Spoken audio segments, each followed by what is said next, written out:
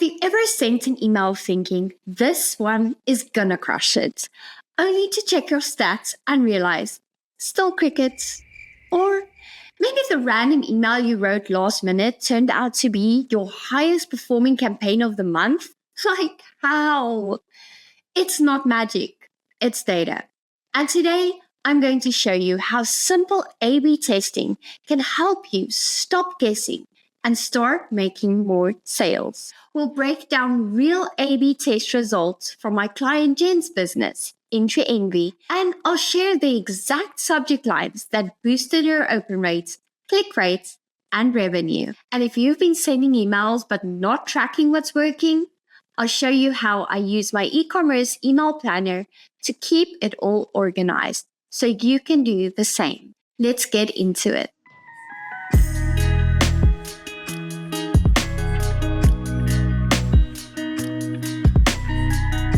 Hey friends, welcome back to the Inbox to Income podcast, where I help you turn email subscribers into loyal customers and make your list the most profitable business asset in your business that you own.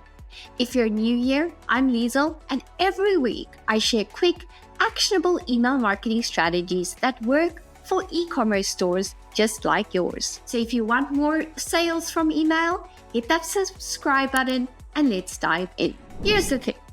Most e-commerce store owners send emails, but they never test what actually works. A/B testing isn't just a fancy marketing trick. It's a way to get inside your customer's head and see what makes them click, buy, and engage. And it doesn't have to be complicated. One small tweak, just a subject line, can completely change your results. Let me show you exactly what I mean. Last year, I ran hundreds of A/B tests on subject lines and gained invaluable insight into what Jen's audience responds to. Today, I'm going to walk you through 3 of the most significant tests so you can see exactly how this works and apply it to your own emails. For the first test, we wanted to see if a straight to the point subject line would perform better than one that sparked curiosity. This was for a freebie offer we sent to Jen's audience.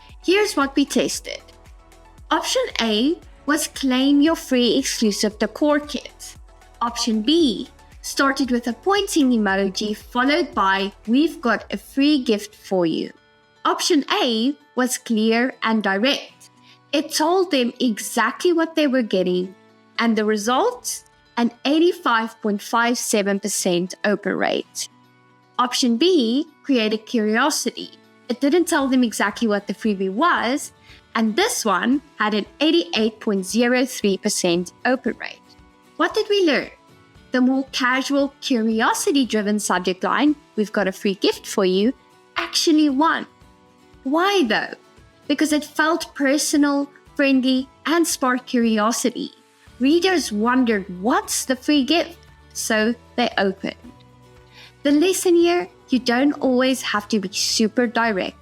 Sometimes a little mystery can increase both opens and clicks. For the next test, we wanted to see if adding urgency in the subject line would get more people to take action. This was for a personalized holiday decor email where we wanted people to buy before the holiday rush. Here's what we tested. Option A was a pointing emoji, and we've got what you need for the perfect entry. Option B, a house emoji, and act now, personalized before the holidays. Both emails were identical except for the subject line. Option A had an 80.18% open rate and a 5.34% click rate, while option B had an 82.25% open rate and a 6.83% click rate. What did we learn?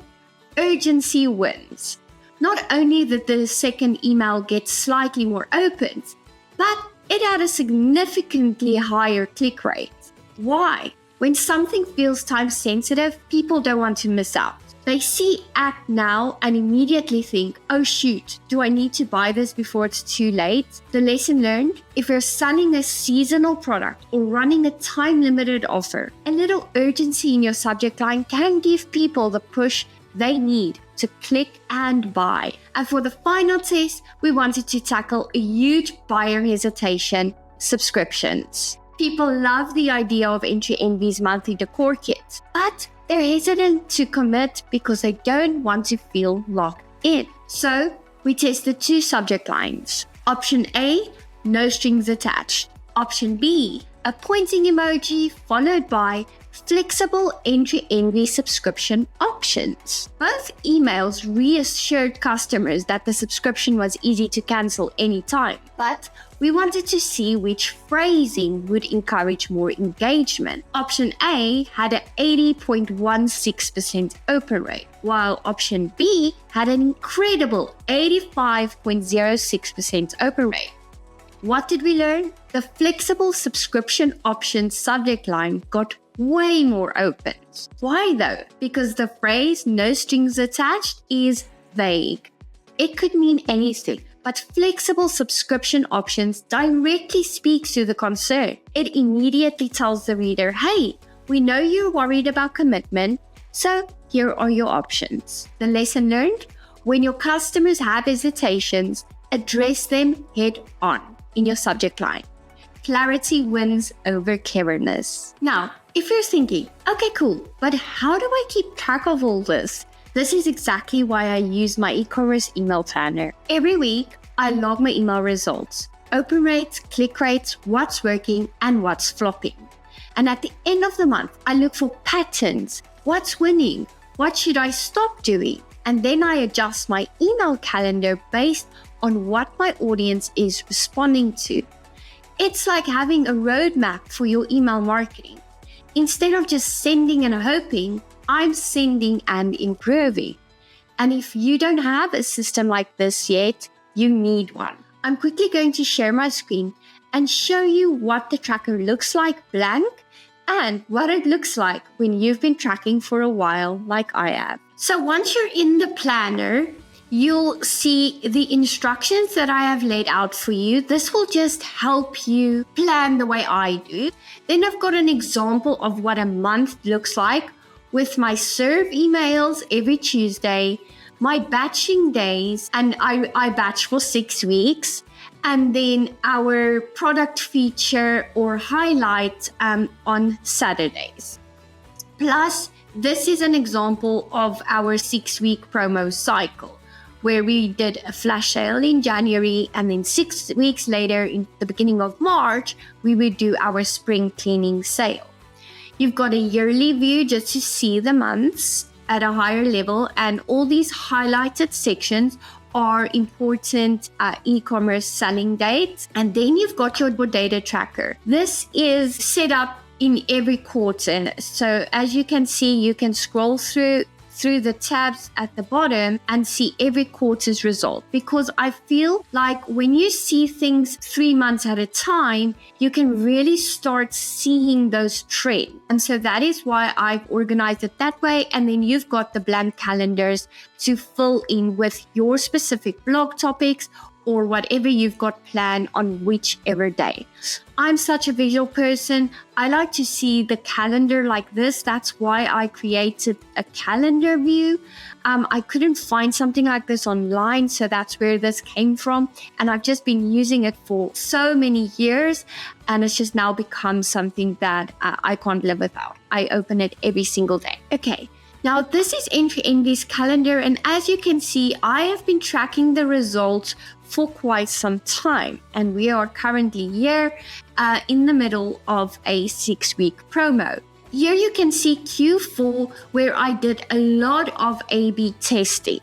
So as you can see, I have identified the subject lines that actually had really good rates or better rates than its alternative. So I add subject line A in, and subject line B into this field, and then I track the results separately. So as you can see with this specific email, this was Halloween, the open rate was lower on grab your October decor kits now versus something with urgency, last call for spooky Halloween decor kit. It had a 2% increase, but also a higher click rate.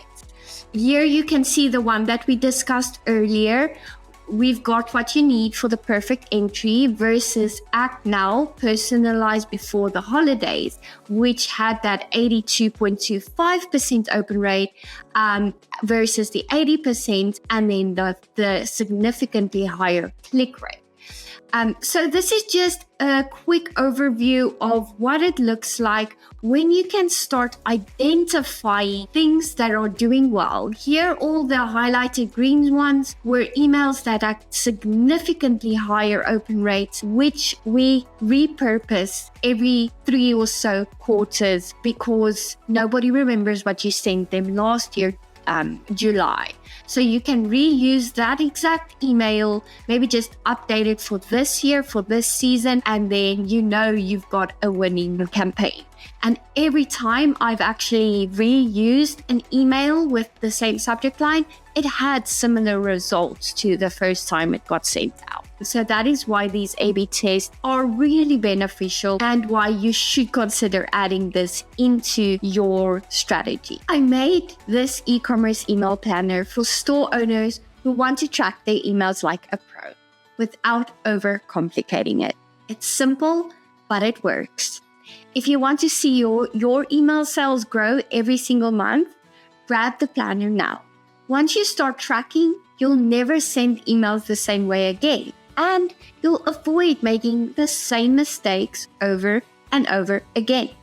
Not every email is going to be a hit, but you need to know which ones suck and which ones are great. That's it for today. Let me know in the comments which A/B test surprised you the most. And if you found this helpful, please tap the like button and subscribe for more email marketing tips every single week. Until next time, happy emailing, my friends.